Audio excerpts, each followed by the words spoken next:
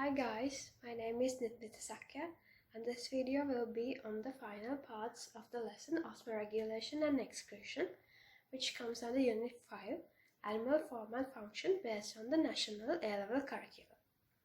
I hope this video will come in handy and assist you in your learning process. I also hope that you cover the first few parts of this lesson by watching our previous videos. As I mentioned earlier, in this video we will study the final sections of the lesson Osmoregulation and Excretion. So under this lesson we will study about the main steps in urine formation, then about the process of urine formation, then we will learn about the roles of hormones and the function of kidney and the role of kidney in homeostasis. And finally, we will study about the disorders related to the urinary system. So, first let us study about the main steps in urine formation. Urine formation occurs within the nephrons in the kidney, and this process occurs in three main steps. They are ultrafiltration, selective reabsorption, and finally secretion. The first step in the process of urine formation is the ultrafiltration. Filtration of blood under high pressure into the cavity of Bowman's capsule is called ultrafiltration. So the high pressure, the main reason for the high pressure within the glomerulus is the diameter of the efferent arteriole being greater than that of the afferent arteriole. So as a result, high blood pressure is created within the glomerulus, resulting in ultrafiltration. The filtration process occurs through the capillary walls of glomerulus and the inner walls of Bowman's capsule. So the walls of the glomerulus and the inner wall of Bowman's capsule are specially adapted for this process. The blood capillaries of the glomerulus are porous, and the inner wall of the Bowman's capsule is lined by specialized cells known as podocytes. So these adaptations contribute to ultrafiltration. So small size molecules and ions are allowed to pass through. However, large substances such as blood cells, platelets, and large molecules such as plasma proteins are not allowed to pass through into the Bowman's capsule. Here you can see some of the substances undergoing filtration. Substances such as water and small solutes undergo ultrafiltration, while large substances such as blood cells, platelets, and large molecules such as plasma proteins are not allowed to pass through. The filtrate which enters into the Bowman's capsule is known as the glomerular filtrate. So it mainly consists of salts, amino acids, glucose, vitamins, nitrogenous waste, and other small molecules. The composition of the glomerular filtrate is somewhat similar to blood plasma, and the only exception is that here blood cells, platelets, and plasma proteins are absent. The second step in the process of urine formation is selective reabsorption. This is the process through which useful molecules, ions, and water from the glomerular filtrate are recovered and returned to the interstitial fluid and then into the capillary network of the tubules. Most of the reabsorption takes place in the convoluted tubules. This can occur either actively or passively depending on the substance reabsorbed. Here you can see some of the substances which are reabsorbed at the proximal convoluted tubule. The substances given in red are those which are absorbed actively, and those given in blue are the ones which are reabsorbed passively. So as you can see here, substances such as glucose, amino acids, vitamins, hormones, sodium ions, and calcium ions are reabsorbed actively, while Substances such as water, chloride ions, urea, bicarbonate, and potassium ions are reabsorbed passively. Almost all of the glucose, amino acids, vitamins, and hormones that are present in the glomerular filtrate are reabsorbed into the blood capillaries. The maximum mass of glucose that can be reabsorbed is 180 mg, and this is known as the threshold value of kidney for glucose. 80% of water is reabsorbed passively by osmosis regardless of the body water content. This is known as the obligatory reabsorption of water. Apart from that, 80% of sodium ions are reabsorbed actively, while 80% of chloride ions are reabsorbed passively at the proximal convoluted tubule. Also, 50% of urea is reabsorbed passively.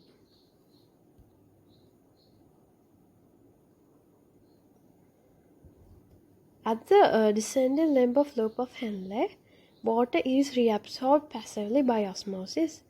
Sodium ions are also reabsorbed. At the tip of the loop of Henle, only water is reabsorbed. And again at the ascending limb of loop of Henle, sodium ions are reabsorbed actively while chloride ions are reabsorbed passively. At the distal convoluted tubule, sodium ions are reabsorbed actively by the effect of aldesterone. Water is reabsorbed passively by the effect of ADH. Apart from those substances, chloride ions and bicarbonate ions are also reabsorbed passively. Finally, at the collecting duct, water is reabsorbed. The third and the final step in the process of urine formation is secretion. This is the process by which foreign materials and substances not required to the body, including waste, are cleared from the peritubular capillaries and interstitial fluid into the filtrate. So the filtration process occurs in both proximal and distal convoluted tubules. This can occur either actively or passively.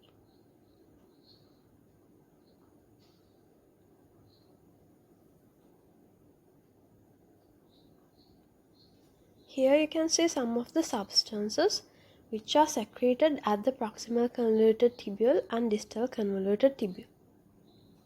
Substances such as H+, ammonia, and creatinine are secreted at the proximal convoluted tubule. Apart from H+ and ammonia, potassium ions and some drugs such as penicillin and aspirin are also secreted at the distal convoluted tubule.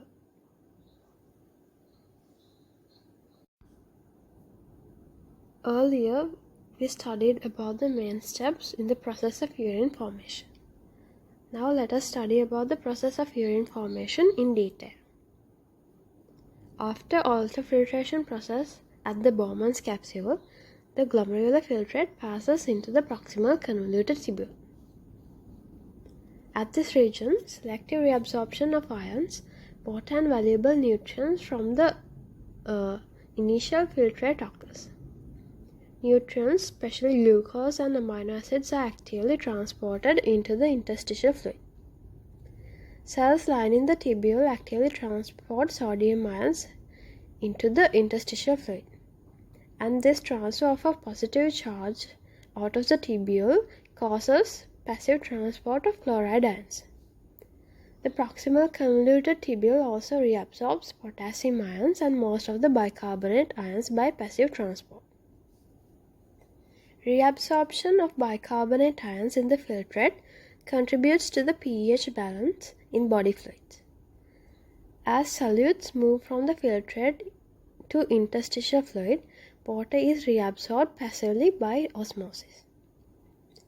A major portion of water reabsorption from the filtrate occurs at the proximal convoluted tubule. As the filtrate passes through the proximal convoluted tubule, secretion of specific substances into the filtrate takes place. Cells lining the tubule secrete H+ ions by active transport and ammonia by passive transport into the lumen of the tubule. Secreted ammonia acts as a buffer to trap H+, forming ammonium ions. In addition, some materials such as drugs and toxins that have been metabolized in the liver are also actively secreted into the lumen of the proximal convoluted tubule. As a result of water reabsorption and secretion of different substances, the filtrate becomes more concentrated as it passes through the proximal convoluted tubule. The filtrate then moves from the proximal convoluted tubule into the descending limb of loop of Henle. As the filtrate moves into the descending limb of loop of Henle, passive reabsorption of water through osmosis continues and the filtrate becomes more concentrated.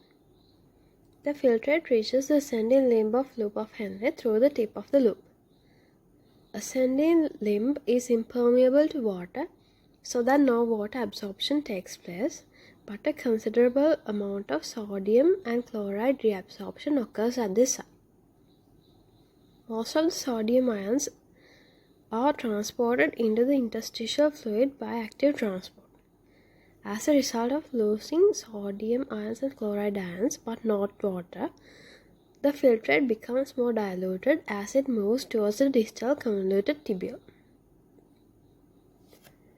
Then the filtrate moves into the distal convoluted tubule. The distal convoluted tubule plays an important role in regulating potassium ions and sodium and chloride concentration of body fluids. The amount of potassium ions secreted by active transport into the filtrate and the amount of sodium and chloride ions by active transport reabsorbed from the filtrate can be varied at this site according to the needs of the body. The distal convoluted tubule also contributes to pH regulation by controlled secretion of H+ ions and reabsorption of bicarbonate ions. At the distal convoluted tubule, passive water reabsorption can be increased under the influence of antidiuretic hormone or ADH to form concentrated urine. Aldesterone secreted by the adrenal gland stimulates increase of reabsorption of sodium ions and water and the excretion of potassium ions. This filtrate of the distal convoluted tubule finally leads to the collecting duct. As the filtrate passes along the collecting duct, filtrate becomes concentrated and urine is formed. At this site, water reabsorption can also be increased under the influence of ADH, and urine becomes more concentrated. Aldesterone hormone stimulates active reabsorption of sodium ions and passive reabsorption of water at the collecting duct. Because of the high urea concentration in the filtrate at this region, some urea diffuses into the interstitial fluid. The final processing of the filtrate at the collecting duct forms urine. When producing dilute urine, the kidney actively reabsorbs salts without allowing water to be reabsorbed by osmosis.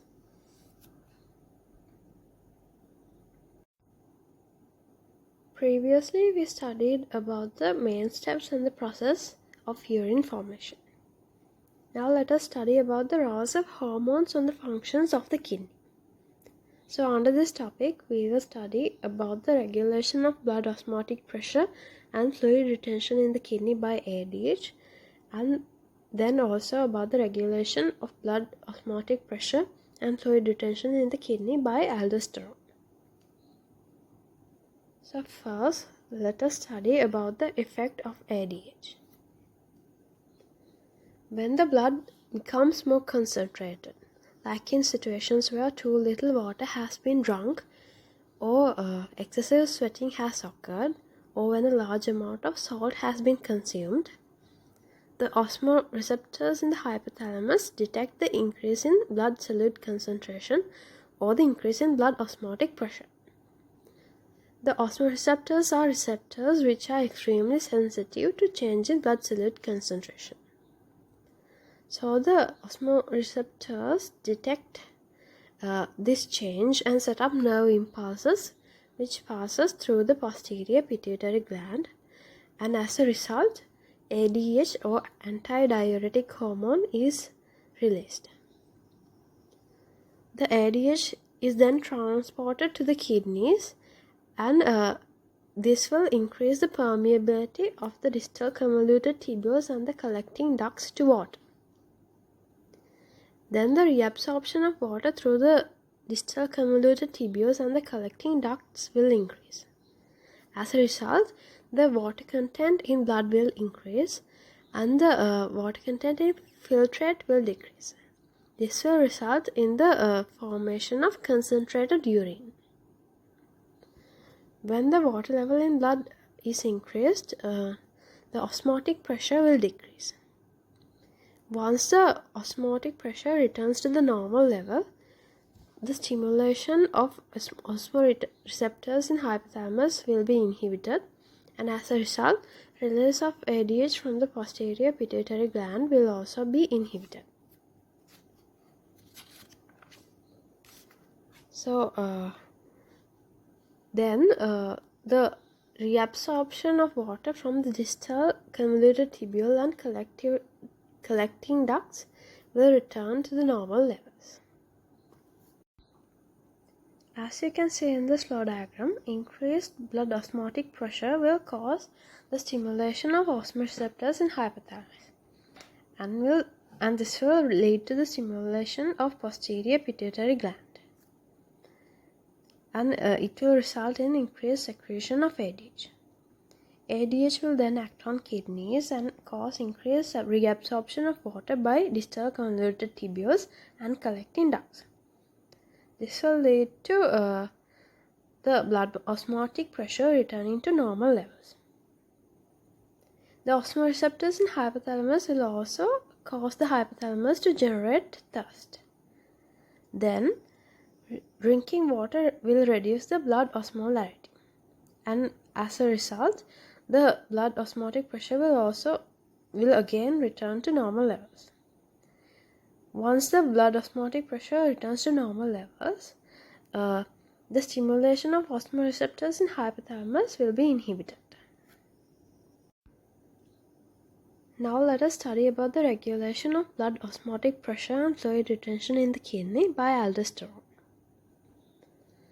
When the amount of sodium ions or the sodium concentration in blood is decreasing, the amount of water reabsorbed by the glomerular filtrate is also decreased. As a result, blood volume will also decrease.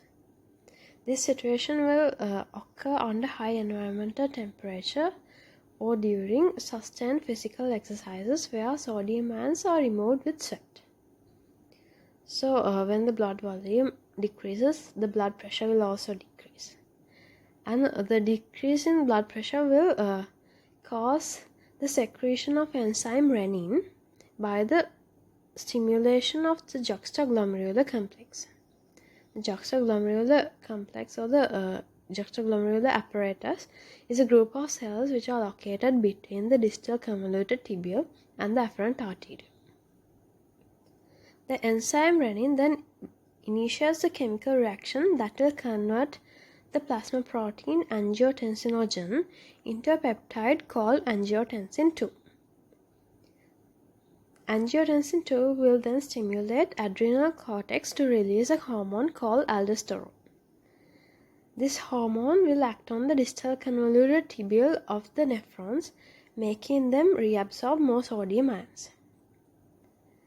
The water reabsorption will also increase due to the increased sodium ion concentration in blood. As a result, the blood volume and blood pressure will also increase, and once the blood volume and blood pressure returns to the normal levels, stimulation of the juxtaglomerular complex will be inhibited, and as a result, secretion of renin will also be inhibited. So, the conversion of angiotensinogen into angiotensin II will be inhibited, and secretion of aldosterone by the stimulation of adrenal cortex will also be inhibited. As a result, the reabsorption of sodium ions will return to the normal level. As you can see in the flow diagram, when the blood pressure or the blood volume drops, for example due to dehydration or blood loss, the sensors in juxtaglomerular apparatus detect the decrease in pressure or volume, and as a result, the enzyme renin will be secreted by the juxtaglomerular apparatus.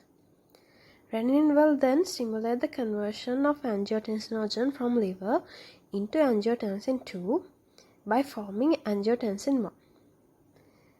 The conversion of angiotensin I into angiotensin II will be stimulated by the angiotensin converting enzyme. Angiotensin II will then act on the adrenal gland, causing release of aldesterone hormone. Angiotensin II will also cause constriction of arterioles, increasing blood pressure, and this will also contribute to the blood pressure and blood volume returning to normal levels. Aldesterone will also act on the distal convoluted tubules and cause increased reabsorption of sodium ions and water. This will also lead to the blood pressure and blood volume returning to normal levels. Previously, we discussed about the main steps and the process of urine formation, and then about the roles of hormones on the functions of the kidney. Now let us study about the role of kidney in homeostasis. The kidney plays a special role in homeostasis, which means maintaining a constant internal environment. The kidney involves in maintaining electrolyte and water balance in body fluids. This means osmoregulation. Excretion of toxic waste products from the body is also done by the kidney. The kidney involves in regulation of blood pH through acid-base balance. It also involves in controlling blood volume and blood pressure. The kidney can also act as an endocrine gland due to the secretion of erythropoietin hormone that stimulates red blood cell production. The kidney also involves in the production and secretion of renin, which is an enzyme important in the control of blood pressure. So now let us study some of the disorders related to the human urinary system.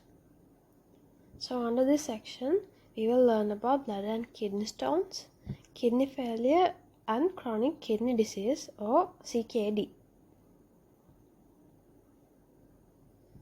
The first disorder that we will speak of is bladder and kidney stones. These are formed due to the precipitation of urinary constituents, usually oxalates and phosphates, normally in urine.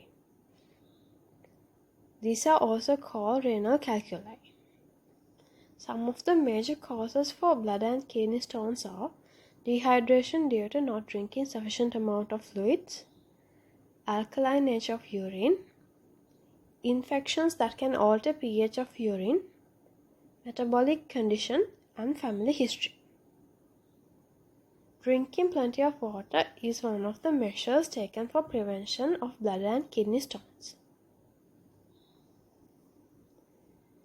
Kidney failure is the inability of kidneys to function properly. Therefore, waste products and excess fluid will be accumulated in blood. Some of the major reasons for kidney failure are diabetes, high blood pressure, having a family history, and getting older. Let us now study about chronic kidney disease or CKD. This is the gradual loss of kidney function over time. Some of the major reasons for CKD are diabetes, high blood pressure, having a family history, and getting older. Some of the preventive measures taken for the prevention of CKD are following a diet low in fat and low in salt, doing proper exercises, having regular checkups, and preventing smoking. Dialysis is an artificial process of removing excretory products, excess solids and toxins from blood. This is a treatment used for patients with kidney failure. Now let us study about the chronic kidney disease of unknown or uncertain etiology, or in other words CKDU, in Sri Lanka. So this is also a condition of gradual loss of kidney function over time. But the root cause of this disease has not been definitively established. However, it is a different form of CKD, which is associated with conventional risk factors such as diabetes and high blood pressure, and genetic factors and genetic disorders and urinary tract problems.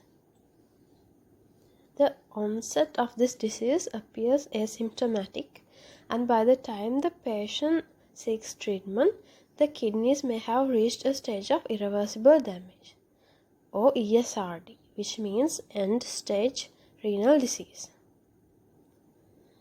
This is prevalent among rural communities in Sri Lanka, such as in North Central Province, Uva, and Eastern Provinces. CKDU is also reported in northwestern, southern and central provinces and parts of the northern province of the island. The cause of CKDU seems to be multifactorial, but let us see some of the hypothesized reasons for CKDU. And some of the hypothesized reasons are exposure to heavy metal or metalloid such as arsenic and cadmium through food and water, usage of low-quality utensils for preparation of food, high fluoride levels in water, exposure to pesticides, genetic factors, and conditions such as malnutrition and dehydration.